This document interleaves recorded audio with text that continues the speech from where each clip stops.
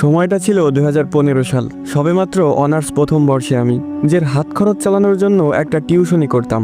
ছাত্রের বাবা ছিল পুলিশ কর্মকর্তা। হঠাৎই তার ট্রান্সফার হয়ে যায় অন্য কোথাও, তাই তারা চলে যায় আর আমার হাত খরচের একমাত্র মাধ্যমটাও হারিয়ে যায়। তখন আমি অনেক খুঁজেও একটা টিউশনি জোগাড় করতে পারলাম না। তারপর একদিন রাতে আমার বন্ধু আবির কল করে বলল একটা টিউশনি আছে, ক্লাস 9-এর একটা মেয়েকে পড়াতে হবে। মেয়ের বাবা ইতালি থাকে, তাই বেতন নিয়ে কোনো চিন্তা নেই, বাড়িয়েই দিবে। কিন্তু শর্ত হলো সপ্তাহে 2 দিন পড়াতে যেতে হবে, ঠিক রাত 11টা থেকে 2টা পর্যন্ত।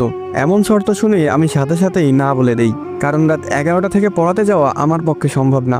সকালে আমার ক্লাস শুরু হয় 10টা বাজে, ঘুমাবো কখন এই সময় পড়াতে গেলে? কিন্তু তারপর আবির যা বলল তাতে আমার ঘুম হারাম হয়ে গেল।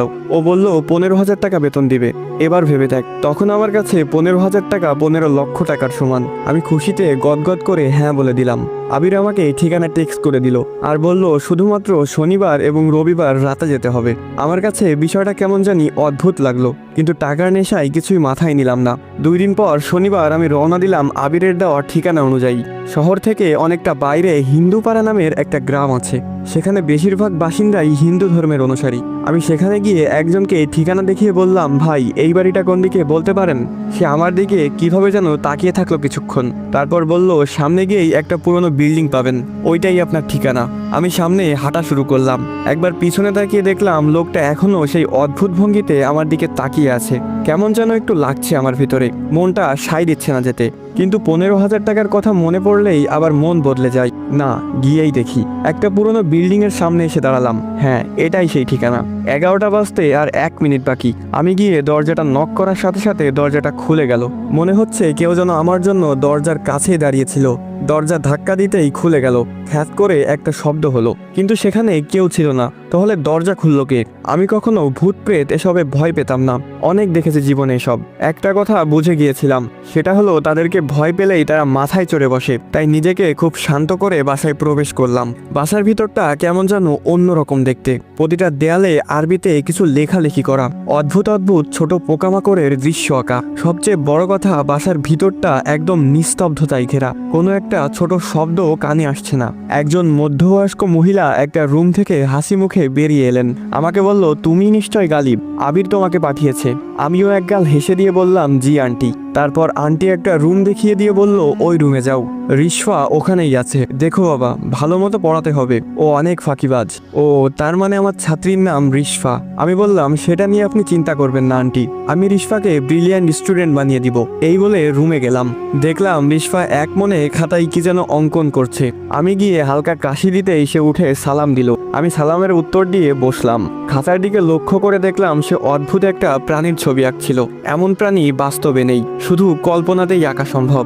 এরপর আমি তাকে উদ্দেশ্য করে বললাম, আজ থেকে আমি তোমাকে পড়াবো, মন দিয়ে পড়াশোনা করতে হবে। সে কথা ঘুরিয়ে বলল, স্যার আপনার প্রিয় খাবার কি? আমি একটু অবাক হলাম, তবুও নিজেকে সামলে নিয়ে বললাম, আমার প্রিয় খাবার বিরিয়ানি। আমি জিজ্ঞেস না করলেও সে অদ্ভুত একটা হাসি দিয়ে বলল, বিরিয়ানি কোনো খাবার হলো?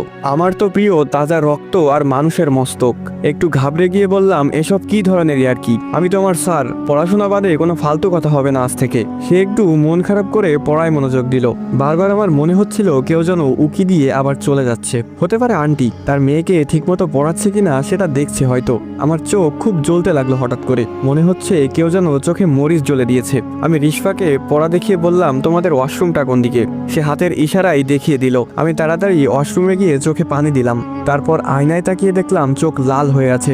ভালোভাবে চোখে মুখে পানি দিলাম, এখন একটু ভালো লাগছে। ওয়াশরুম থেকে বের হতে যাব, হঠাৎ খেয়াল করলাম আমি তো চলে যাচ্ছি, কিন্তু আয়নার ভিতরে আমার প্রতিবিম্বটা এখনো ঠায় দাঁড়িয়ে। আমি চোখ ডলা দিয়ে আবার তাকালাম আয়নার দিকে। এবার সেখানে কেউ নেই, এমনকি আমার প্রতিবিম্বটাও সেখানে নেই। এটা কেমন আয়না? যেহেতু আমি এসবে ভয় পাই না খুব একটা, তাই ভাবলাম এখানে কেউ তো আছে যে আমাকে ভয় দেখানোর চেষ্টা করছে। তাই আমি আস্তে আস্তে করে বললাম, এই ছোট্ট ওয়াশরুমে কি ভয় দেখাতে চাস আমাকে? সাহস থাকলে বাইরে দেখা করিস। এই বলে চলে আসলাম। রিশফা বলল, স্যার তাকে দেখেছেন? আমি হকচকিয়ে উঠলাম, মানে কাকে দেখব? রিশফা কিছু না বলে তার আঁকা সেই প্রাণীটার দিকে তাকালো। কেমন যেন অদ্ভুত লাগছে তার আচরণ। সেই দিনের মতো পড়ানো শেষ করে বের হলাম বাসা থেকে। বাসার ভেতরের তাপমাত্রা আর বাইরের তাপমাত্রার অনেক পার্থক্য। বাসার ভেতরটা যেন অন্য একটা জগৎ। রাত তখন 2টা। আমি হিন্দু পাড়ার চিকন গলি দিয়ে হাঁটছি। তখন কোনো গাড়ি পাবো না জানি, তাই হেঁটেই যেতে হবে। হঠাৎ দেখলাম একটা গাছের নিচে কেউ একজন দাঁড়িয়ে আছে। তার মুখটা তো বোঝা যাচ্ছে না, কিন্তু দেহটা বিশাল আকৃতির, যেমনটা রেসলারদের হয়। আমি বুঝে গেলাম এটা অন্য কিছু, তাই তাকে পাশ কাটিয়ে যাওয়ার সময় বললাম, আর মানুষ পাইলি না ভয় দেখানোর জন্য? ওপাশ থেকে আওয়াজ এলো, তোকে তো ওয়াশরুমে মেরে ফেলতাম, কিন্তু তুই সাহসের কথা বলছস, তাই এখানে তোর জন্য অপেক্ষা করছিলাম, আমার সাহস দেখানোর জন্য। আসসালামু আলাইকুম গাইস, কেমন আছেন সবাই? আশা করি সকলে খুবই ভালো আছেন। তো এখানে শেষ হয়ে যায় রিশফা গল্প পার্ট 1।